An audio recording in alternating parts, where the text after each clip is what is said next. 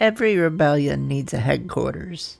And before the battlefields were drawn, before the cannons thundered, before the Civil War reshaped the entire nation, the Confederate States of America began right here.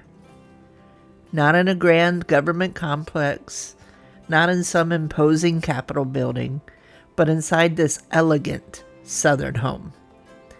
For just over 3 turbulent months in 1861, this mansion served as the first White House of the Confederacy, the temporary heart of a government trying to build a nation from rebellion. Inside these rooms were political debates, social gatherings, cabinet meetings, and the uncertain beginnings of a war that would change American history forever.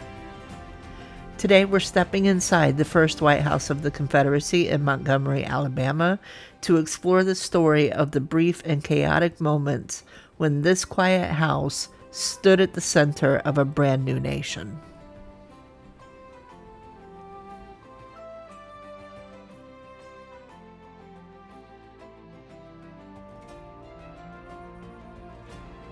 When Dusty and I arrived here in Montgomery, the Alabama heat had already taken its toll after a morning of walking the historic district.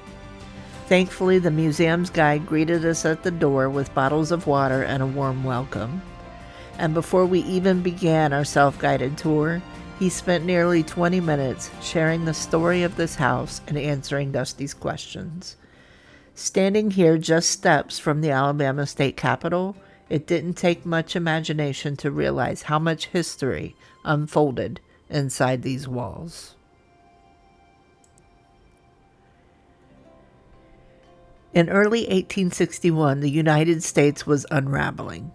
State after state declared its secession from the Union, and representatives from those states gathered in Montgomery, Alabama to form a new government. On February 4th, 1861, the Provisional Confederate Congress convened just across the street at the Alabama State Capitol. 5 days later, they elected their president, Jefferson Davis, a former U.S. Senator and Secretary of War from Mississippi. But a new government needed more than laws and leadership. It needed a symbol, a presidential residence. So on February 21st, 1861, Confederate leaders authorized the leasing of an executive mansion. Montgomery resident Colonel Edmund Harrison offered his home, a striking Italianate-style residence built in 1832 by merchant William Sayre. With its elegant columns, ornate trim, and spacious rooms, the house looked every bit the part of a presidential residence. The Confederate government agreed to lease it fully furnished for $5,000 a year, along with an additional $987 for fine silver and linens. From the very beginning, the Confederacy intended to present itself as a legitimate and functioning nation.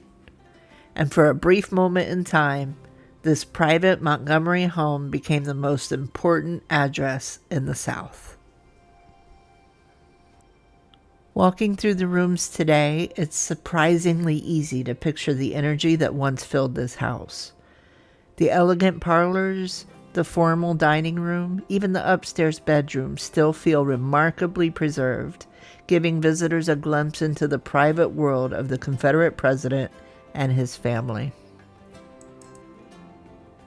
Jefferson Davis arrived in Montgomery on February 16, 1861, and 2 days later he was inaugurated as president on the steps of the Alabama State Capitol just across the street.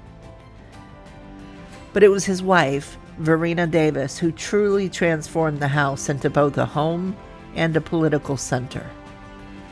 When she arrived in March, she described the residence as a gentleman's house, a compliment that suggested it had both dignity and comfort. The Davis family brought personal belongings from their Mississippi plantation, blending their own possessions with the elegant furnishings already inside the home. Upstairs, the rooms included private family quarters and a nursery for their children. Downstairs, the house quickly became the social and political hub of the Confederacy. Varina Davis hosted receptions and gatherings for Montgomery's elite and for the new Confederate leadership. Cabinet members, military officers, politicians, and diplomats all passed through these rooms. The parties and receptions held here were more than social events. They were part of building a government, forging alliances, strengthening relationships, and projecting confidence to the outside world. For a few short weeks, the parlors of this house were filled with the voices of the people trying to shape the future of a new nation.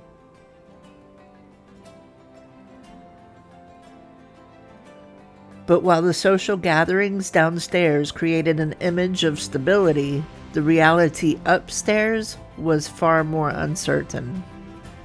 Within these walls, the first Confederate cabinet meetings took place.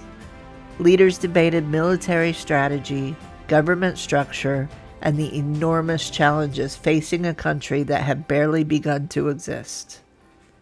At the same time, the political landscape was shifting quickly.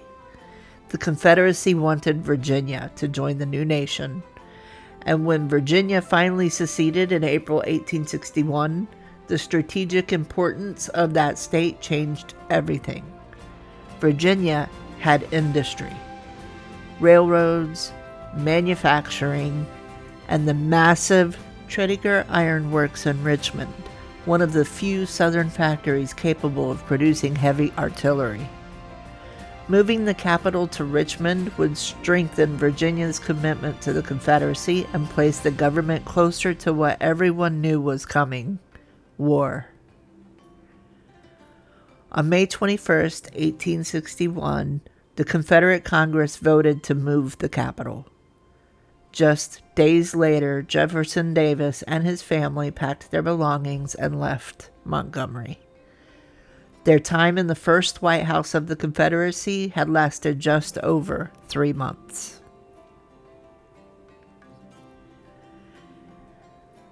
After the Davis family departed, the house returned to private ownership.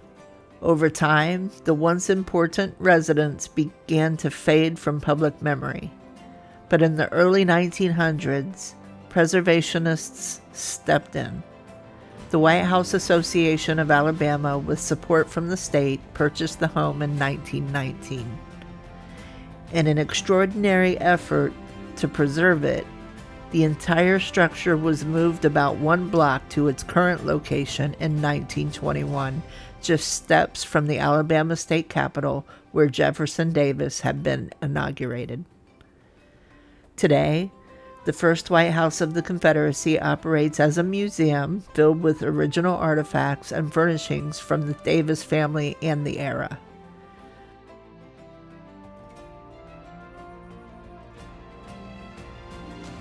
From a brief moment in history, roughly 100 days, this quiet house served as the executive residence of a nation that would soon be consumed by war. It's a reminder that history isn't only made on battlefields. Sometimes it begins in living rooms, parlors, and homes like this one. Places where the future of a country was debated long before the first shot was fired. If you enjoy exploring the hidden corners of history like this one, consider subscribing to Travel Made Personal. Dusty and I are uncovering stories all across the South, one backroad at a time. And if you'd like to see where we went next on this Alabama road trip, check out the next stop right here.